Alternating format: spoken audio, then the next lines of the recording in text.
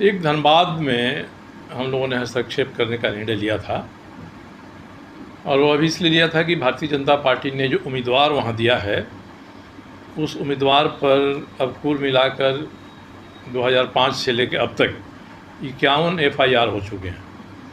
4 में सज़ा हो चुकी है, 16-17 में उनकी रिहाई भी हो चुकी है और बाकी करीब 24-25 ऐसे मुकदमे हैं जिनमें ट्रायल होगा तो 5 से 10 साल की सज़ा होगी। तो हम लोगों ने कोशिश किया था कि भाई धनबाद में अभी तक जो सांसद वहाँ थे, भले मानस में गिनती होती थी, तो उनका विकल्प भी अच्छा ही व्यक्ति होना चाहिए था। ये नहीं हुआ तो मैंने खुद भी वहाँ के लोगों से बात किया, सभी दलों से बात किया, भाजपा से भी और सभी दलों से, कि वहाँ अच्छा उम्मीदवार हो।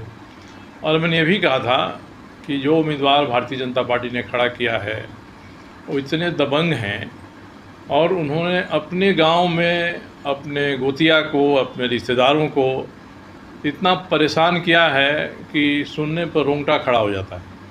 हालांकि उनका गांव धनबाद लोकसभा क्षेत्र से बाहर है।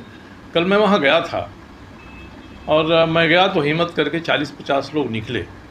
सैकड़ों लोगों की ज़मीन उन्होंने 1 एकड़, 1.5 एकड़, 2 एकड़ घेराबंदी करा लिया है।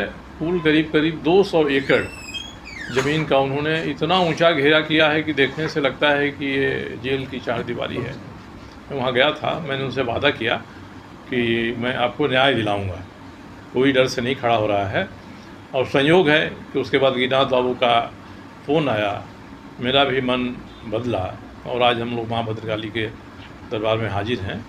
मैं चाहूँगा माँ की कृपा होगी तो ऐसे गरीब, कमज़ोर, असहाय सभी जातियों के लोग जिसमें शामिल हैं उनको माँ न्याय दिला दें। उसका माध्यम मुझे बनाना चाहती हैं, मुझे बना दें, या जिस तरह से भी हो ऐसे लोगों को न्याय मिल जाए तो मुझे लगता है कि आज माँ के दरबार में हाजिर लगाने की हम लोगों की सार्थकता होगी। कोई घर की बहू है, बेटी है, स्वाभाविक है, संस्कार है, मिलेंगी, पैर छुएंगी।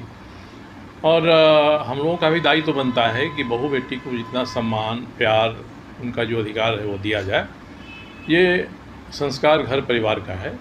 जब मैदान में कोई बहू उतरती है तो उस मैदान की भूमिका के हिसाब से उनके क्रियाकलाप किस प्रकार से होते हैं उस पर ही निर्भर करता है कि उनके साथ राजनीतिक, सार्वजनिक संबंध हम लोगों के क्या हों।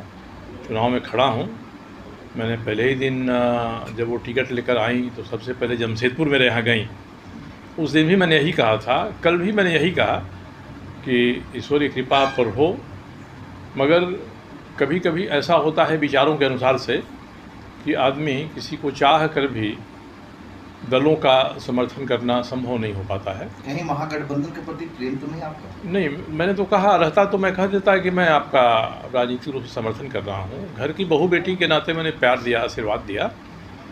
अब क्षेत्र में हैं तो हम लोग एक विचार से शुरू से बंधे हुए हैं और आज हम ये कहते हैं कि भारतीय जनता पार्टी ने मुझको दूर कर दिया है तो मेरे विचार भी बदल गए, ये उचित नहीं होगा। मेरा विचार आज भी वही है जो संघ परिवार के विचार हैं, जो सनातन विचार हैं, इसको मैं खुल कर कहता हूँ। और इन विचारों पर कोई खरा उतरेगा तो उसके साथ हम लोगों की नज़दीकियाँ रहेंगी। जो खरा नहीं उतरेगा उससे निजी संबंध चाहे कितना भी अच्छा हो, सार्वजनिक संबंध में थोड़ा सा अंतर जरूर रह जाएगा। मेरी समस्त शुभकामनाएँ उनके साथ हैं। एक ऐसे व्यक्ति के खिलाफ़ वो लड़ रही हैं जो अत्यंत न केवल दबंग हैं बल्कि अकूत संपत्ति भी इकट्ठा किया है और अत्याचार करने के लिए भी मशहूर हैं। तो ऐसे व्यक्ति के खिलाफ़ तो सबों को मिलकर चाहिए था कि उनको उनका उचित जगह दिलाने का प्रयास करें, और भारतीय जनता पार्टी ने उनको गले में लगा लिया, ढोल बजा रही है वही। अभी तो सर भारतीय जनता पार्टी के अंत थे कभी? तो मैंने तो कहा कि विचार आज भी मेरे वही हैं, मैंने विचार नहीं बदला है।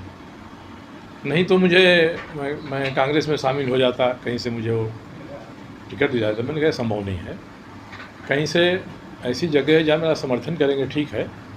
आज मैं झारखंड मुक्ति मोर्चा का टिकट ले लूँ तो जमशेदपुर से मुझे वो कह देंगे आप लड़िए, अगर ये कह देते हैं तो ये होने के बाद भी ये संभव नहीं है। एक कहावत है कि आखिरी वक्त क्या खाक मुसलमान होंगे। तो एक MLA MP का टिकट पा जाना, सीट पा जाना, इसके लिए विचार बदल दिया जाए निष्ठा बदल दी जाए, ये मेरे लिए संभव नहीं है। कहीं ना इसलिए कहीं मैं- आपका कहना है